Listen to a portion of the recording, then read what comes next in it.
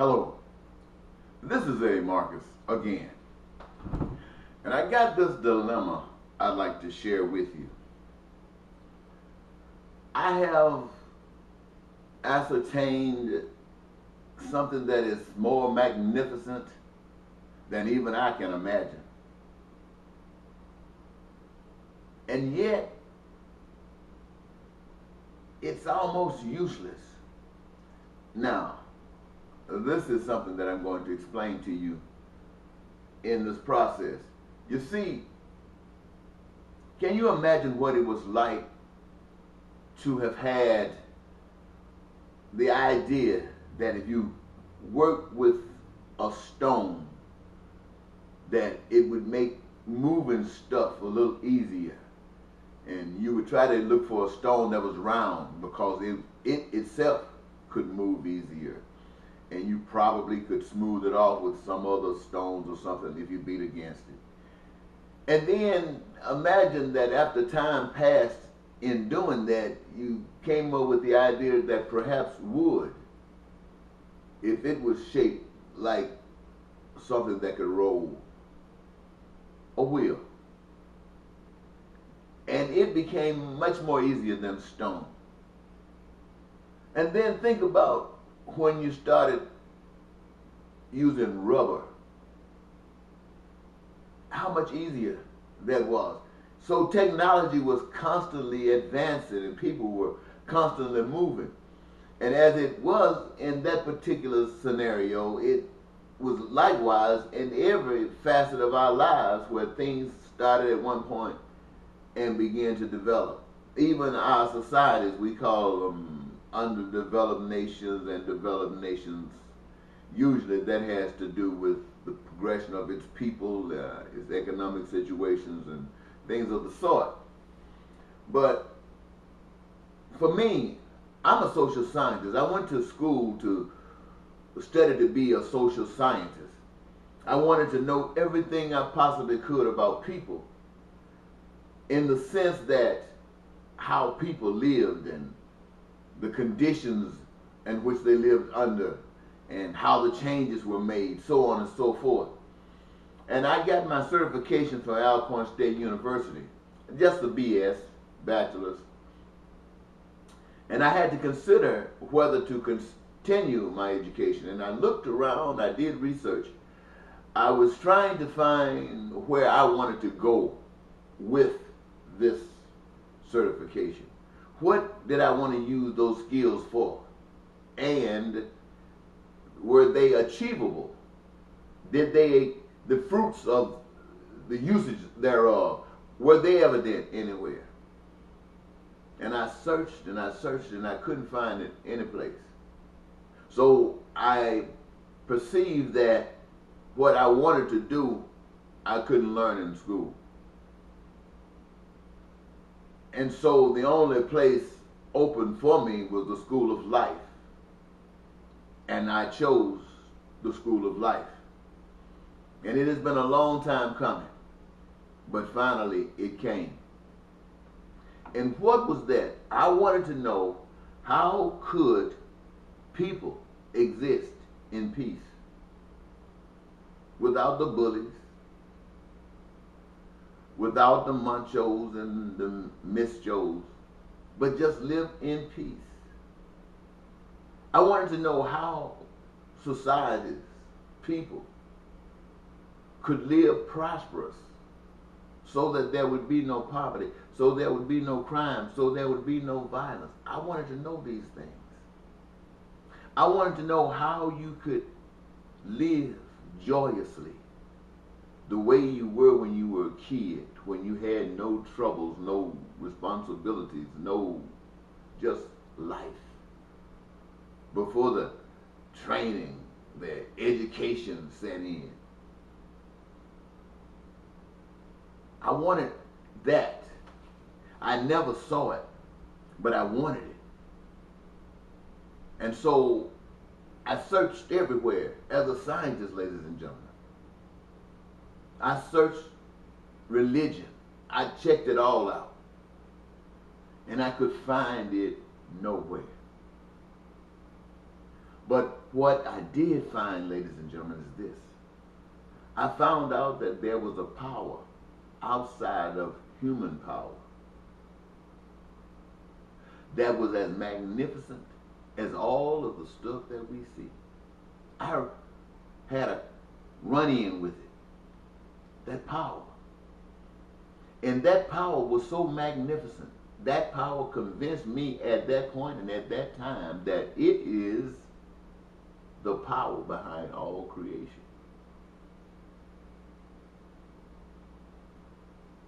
And yet, I still didn't know how to, this peace, this prosperity, this joy. Oh, it was a long time coming, a long time coming.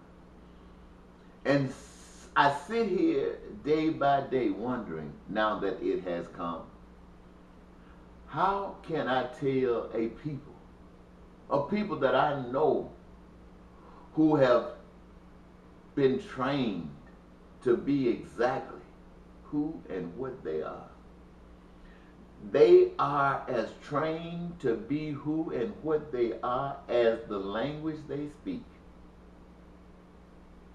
And I don't care if we are Americans and we have grown up speaking English, and I don't care where you've been outside this nation in foreign countries and learned different languages. When you come back here, you've got to speak English to us, or we don't know what the heck you're talking about. And that's the same way it is when we start talking about our lives, our involvement in life, our environment, our day-to-day association, our contact, our education, our whole grasp of life has shaped and molded who and what we are, what we think, what we believe. And it is as real as the language we speak. And for anyone to come here to speak something different, it's going to be challenged. I'm sure the wooden wheel was challenged by the stone until it proved itself, as did the rubber. And our societies, who we consider developed, has proven itself over the underdeveloped. And yet we can look and measure the differences between the developed and the underdeveloped nations. We can measure the differences. We can see what it is that causes one to equate one as developed and another less. And so when we look at the developed nations and we say we want to take it forward, how do we do it? We look at its shortcomings. Yes, the shortcomings of the developed nations. You look at its troubles, look at its pain, look at its suffering, and determine how to eliminate those and mix it with that which works. And what do you have? You have a different world. And so, ladies and gentlemen, this is what I bring forward to the nation, to the people everywhere, all over the earth. I'm saying to you that the message that I bring to you is godly. I'm saying to you that the message that I bring to you is divine. And why do I say it's godly? Why do I say it's divine? Because it produces peace. It produces prosperity. And it produces joy. And that has got to be divine. Now, the process by which this takes place, this is a thing that's going to be so challenging. Because you have been taught everything different than what I bring to you. You have been taught different. So you don't speak the language. The language that I'm going to speak to you, even though it is in English, it is foreign in concept. It is foreign in practice. And so it will be strange to you. But it is simple enough that the children can understand. So perhaps you will have enough child still left in you to see the message. The message, ladies and gentlemen, is simply this. God wants you to know. God wants you to be reminded that this world belongs to God. It does not belong to you or me or America or the Japanese or the Russians. It belongs to God. And everything that it does in the earth, on the earth, above the earth, is controlled by the mechanisms of God. Not you and I. And the things that we can do with what's in the earth, on the earth, and above the earth is all the workings of God. Yes, we are instruments of God. One with choice, free will. Why? Because of God. Why do we have free will? Maybe to learn of God. Maybe to become one with God by choice. Or its total opposite, by choice. And the rewards or disrewards or punishments that we receive are the results of the seeds we plant. I don't mean to try to preach to you, but I want you to know what I've been given to tell you is that it all belongs to God. And it is a gift to humankind. It is a birthright to humankind. God provided it so that all human beings could arrive here on this earth and create a daily life as though you were in heaven. You might not want to call it heaven. You might just want to call it paradise. But the power and all of these abilities to do it is in the hands of you, the people. And we are not on that path right now. You see, this is where the challenge comes. You have heard me say that your dreams are to be met here. That everything that makes you want, complete, fulfilled, joyous in this life are to be met right here. It's a simple matter, very simple. But you don't understand how to do it because we've been taught different. My thing of it is, how can I speak this message to you in such a way that you who have been trained to reject it won't reject it? That's my dilemma. And I can come up with no other solution than to just give it to you as it was given to me. These things are from God.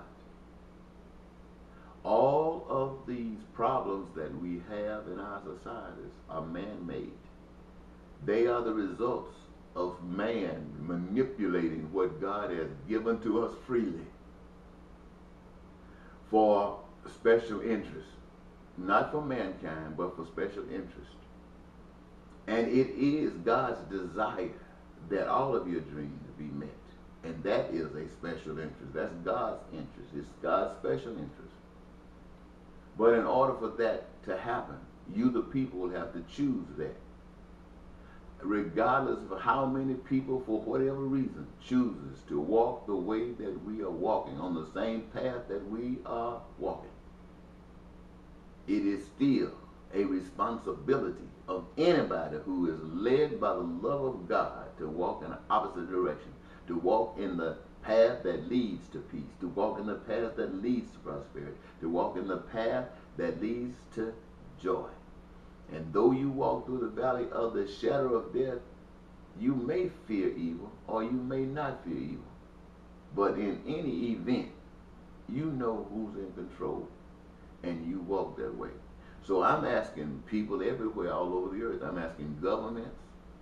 I'm asking citizens of your prospective states, wherever you are, to create amongst yourselves groups. Start talking about peace. Start talking about prosperity. Start talking about joy. And listen, There is no one that's going to give it to you outside of the principles of God. Now, let me tell you this. I don't care if he's black, if he's not talking the principles of God. I don't care if he's white, if he's not talking the principles of God. I don't care if he's American, if he's not talking the principles of God, or any foreigner, if he's not talking the principles of God. And what are the principles of God? The principles of God, love. That basically means, ladies and gentlemen, is that nothing is done in a way to bring pleasure to one and displeasure to another. To bring comfort to one and discomfort to another. No, my good friends. That does not mean that everything you do is going to be joyous and pleasing. If you still put your hand in the fire, it will still burn. So you don't put your hands in the fire. If you mess over your brother, it's going to show. So the rules and regulations that we make under the principles of God, under the principles of love, is that we protect one another from anything, any virus that would invade our society and the societies of the world. We eliminate, and we know what those cancers are. We will eliminate them. Now, I'll give you more later, but I want you to know this is where I'm coming from, and I'm looking for support. I'm looking for people not to come here saying we with you with Eddie Marcus and basic human rights for all people. No, no. But wherever you are, in every state, in every city, in every town, start glorifying God's way. Tell the truth. Acknowledge that the ways of men, Republicans and Democrats, blacks and whites, men and women, have gotten us someplace, but is also choking the lifeblood out of us. And we have got to stop it. We are going to stop it. We're not looking for government to start this. We're not looking for the church to start this. We're looking for people who are led by love, who are courageous enough, knowing that they wish and they do no harm to anyone, but every action that they take is to bring fruition of paradise to us all. So we have nothing to fear. And if we have to go to jail for that, what greater reason to go to jail? So we're trying to bring paradise to all people. If we have to be killed because we want everybody to be at peace and prosperity and joy, if they want to kill us, if anybody wants to kill us for that, what better way to die? Would you rather die from a stroke? Would you rather die from cancer? Would you rather just die from old age? If you're going to die, my friend, then die a worthwhile death. You died for life. Bye-bye.